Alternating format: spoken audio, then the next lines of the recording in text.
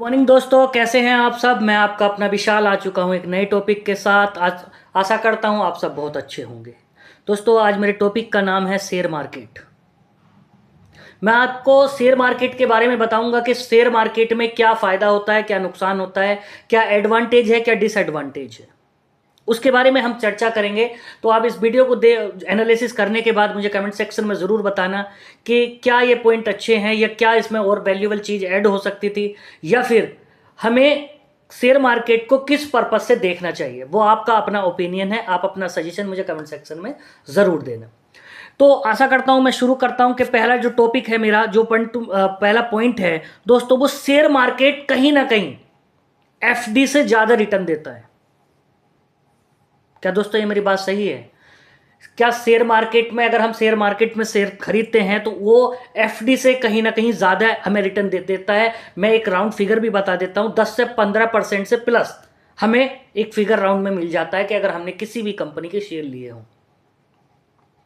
जबकि जो एफडी है वो वेरी करता है अलग अलग बैंक के कैटेगरीज पे। आप रूरल में रहते हैं या आप अर्बन में रहते हैं, या क्या कोई बैंक क्या आपको प्रोवाइड करता है। ज़्यादातर मैंने जो देखा है अभी तक, जो एफडी का रेट है वो 7.5 7.6 एग्जैक्ट नहीं है, बट इसके अराउंड है।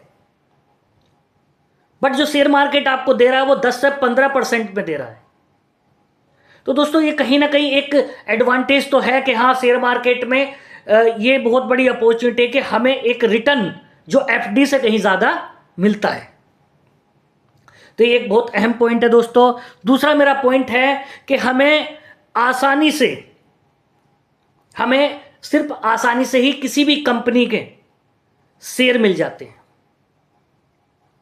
आसानी से मिलने का मतलब दोस्तों कि हम किसी भी प्लेटफॉर्म पे गए, ग्रो पे गए या किसी अदर एप्लीकेशन पे गए, वहां से हमने शेयर को परचेज कर लिया।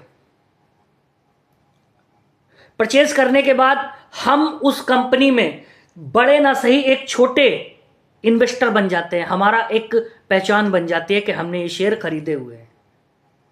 तो कहीं ना कहीं उस कंपनी के लिए आप एक वैल्यू क्रिएट करते हैं कि आप शेयर मार्केट में पैसा लगाते हैं, आप होल्डर हैं, इसके इक्विटी होल्डर हैं। कहीं ना कहीं आपने अगर कुछ शेयर खरीदे हुए हैं तो उस कंपनी के आप भी बड़े नहीं तो छोटे मालिक बन जाते हैं।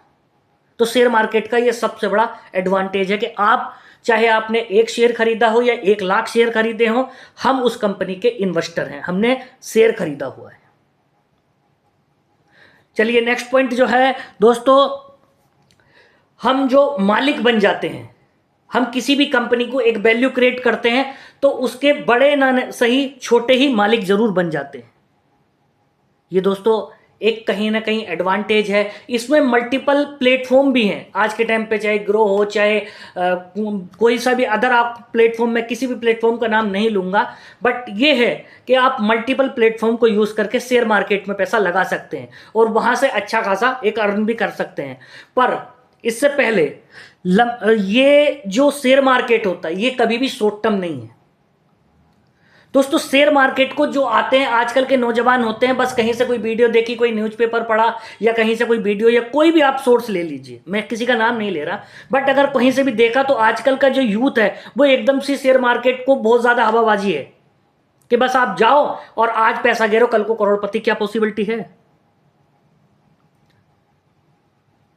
कहीं से भी कोई भी हमने कोई बात सुनी या हमारे कोई फैमिली मेंबर या कोई रिश्तेदार उसमें अगर पैसा लगा रहे हैं, क्या हमें लगाना जरूरी है? मैं मानता हूं अच्छी बात है कि शेयर मार्केट में पैसा अच्छा है, पर बिना नॉलेज के आप उसमें एंटर होकर क्या ये सही बात हो सकती है? मुझे कमेंट सेक्शन में जरूर बताइए दोस्तों। दूसरा, हमें जो इसके डिसएडवांटेज है, मैं डिसएडवांटेज भी बता देता हूं इसमें क्या क्या कमी है। शेयर मार्केट के दोस्तों सबसे बड़ी कमी क्या होती है कि बिना सीखे लोग शेयर मार्केट में चले जाते हैं। एक दो यूट्यूब की वीडियो देखी, एक दो कहीं से न्यूज़पेपर लिया या कहीं से कोई इंफॉर्मेशन ली, इंटरनेट को स्क्रॉल किया, सर्च किया और जाकर के इन्वेस्टर बन गए। जबकि हमें लॉन्ग टर्म के डेटा को निकाल करके एनालाइज करना चाहिए। मेरा ये पर्सनली सजेशन है, अगर कोई भी शेयर मार्केट में जाना चाहता है एटलीस्ट कम से कम 3 से 4 महीने तक उस पर रिसर्च करे। एटलीस्ट शेयर मार्केट होता क्या है, शेयर मार्केट में लोग करते क्या हैं, उसमें क्या हमें अलग वैल्यू मिलती है, हमें क्या लर्निंग सीखनी पड़ेगी, कब हमें एंट्री लेनी है, कब हमें एग्जिट हो जाना है। कुछ लोगों को यह भी नहीं पता कि शेयर मार्केट किस तरीके से वर्क करता है, बट वो शेयर खरीद लेते हैं। तो बिना दोस्तों, मेरा मोरल ऑफ द स्टोरी ये है कि बिना किसी सोचे समझे या बिना किसी भी इंफॉर्मेशन के, एग्जैक्ट करेक्ट इंफॉर्मेशन के, हमें भी किसी भी फील्ड में नहीं जाना चाहिए।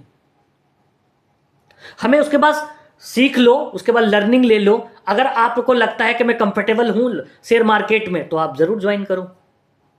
अगर आपको लगता है कि नहीं, अभी मैं मेंटली प्रिपेयर नहीं हूं, अभी मैं मेंटली स्ट्रांग नहीं हूं कि मैं ज्यादातर खेल पाऊंगा या शेयर मार्केट में मैं कर सकता हूं, क्योंकि शेयर मार्केट एक जुआ नहीं है,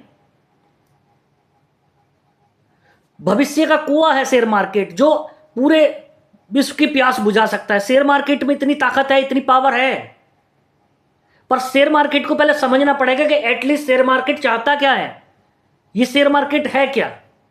तो जो आजकल की न्यू पीढ़ी वाले हैं, वो कभी भी एकदम से शेयर मार्केट में मत जाओ।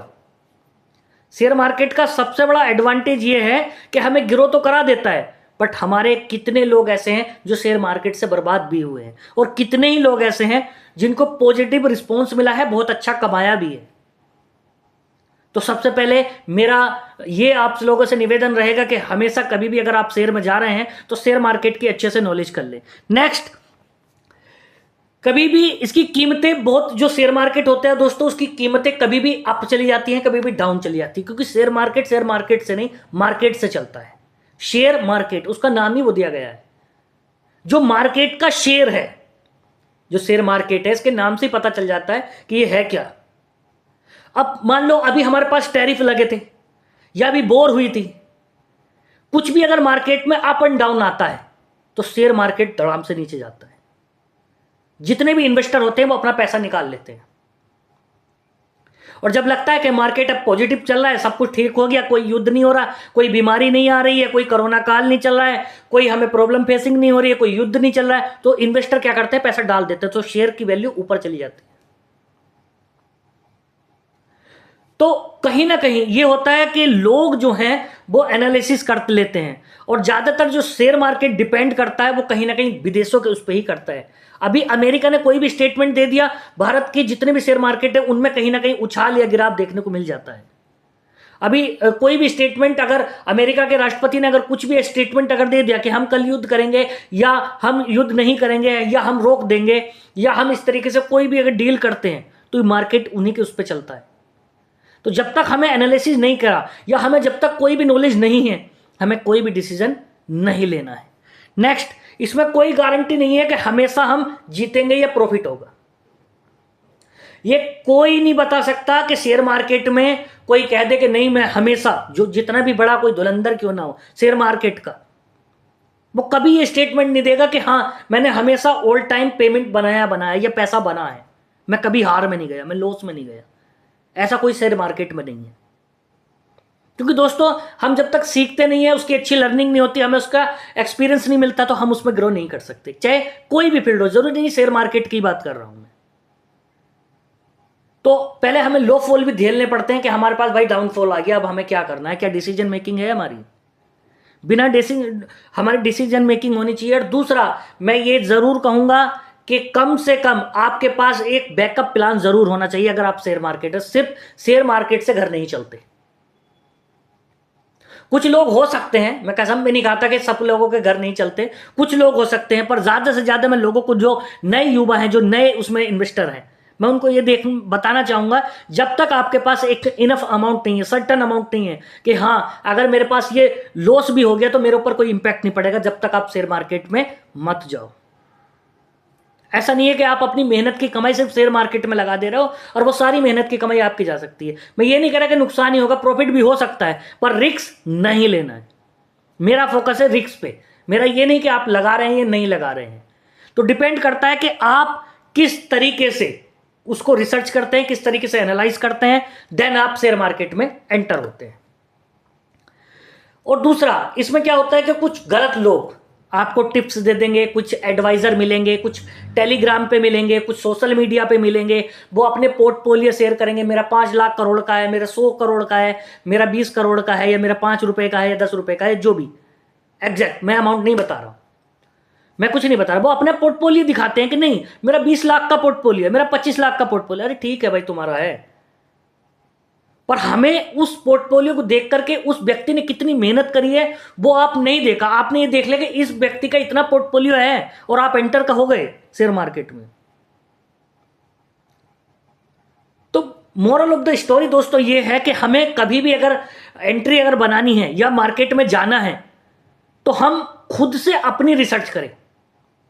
हम एआई की मदद ले सकते हैं, हम ओल्ड डेटा को देख सकते हैं, हम चार्ट पढ़ सकते हैं, मार्केट का अप एंड डाउन्स देख सकते हैं, या जिन लोगों ने जो खरीदा है या उस शेयर की वैल्यू यूट्यूब पे भी जाकर के पढ़ सकते हैं, सोशल मीडिया पे आप देख सकते हैं, अलग अलग प्लेटफॉर्म पे जाकर के चेक करो। सिर्फ पर्टिकुलरली एक व्यक्ति पे भरोसा नहीं करना। कभी भी आपको कोई आए एडवाइजर है बताए टेलीग्राम पे मैं एडवाइजर हूं, आप मेरे कहने से पेमेंट लगा दीजिए, नहीं लगाना। जब तक आप अपने मेंटली प्रिपेयर ना हो तब तक शेयर मार्केट में नहीं जाना। एक नेक्स्ट और है, इसमें क्या करते हैं कि एक ब्रोकरेज होती है जो एक प्लेटफॉर्म है दोस्तों। अगर हम किसी भी प्लेटफॉर्म से खेल रहे हैं, हार हो या जीत हो, आपको उसकी जो ब्रोकरेज होगी वो देनी पड़ेगी। मान लीजिए मैं किसी भी प्लेटफॉर्म पे खेल रहा हूं, आप जब भी पैसा विड्रॉल करेंगे, अपने अकाउंट में ट्रांसफर करेंगे, तो हमें एक ब्रोकरेज अमाउंट भी देना पड़ता है। मतलब हमें क्या है कि हम किसी भी चीज को अगर कर रहे हैं तो उसकी फीस जरूर देनी पड़ेगी। मतलब अगर आपने कॉलेज ज्वाइन किया तो कॉलेज की फीस देते हैं ना, उसी तरीके से शेयर मार्केट होता है।